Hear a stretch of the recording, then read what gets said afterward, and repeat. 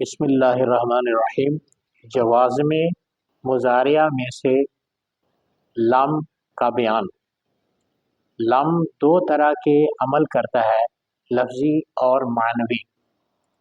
لم مضارعہ پر داخل ہو کر مضارعہ کے 5 صیغوں کے آخر کو جزم کرتا ہے۔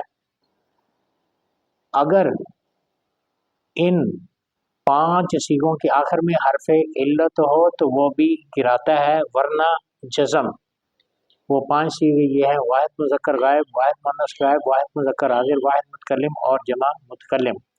صیغہ نمبر 1، صیغہ نمبر 4، صیغہ نمبر 7، صیغہ نمبر 13، صیغہ نمبر 14۔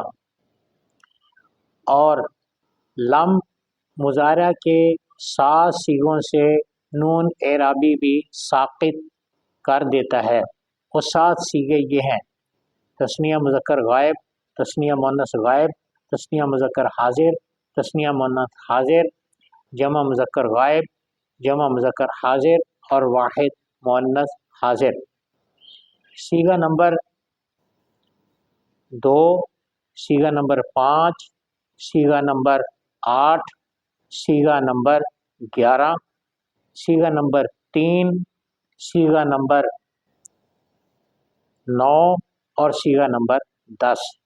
ان جگہ نون اعرابی ہوتا ہے جو ناصب یا جازم کی وجہ سے گر جاتا ہے، اور 2 جگہ لم کچھ عمل نہیں کرتا۔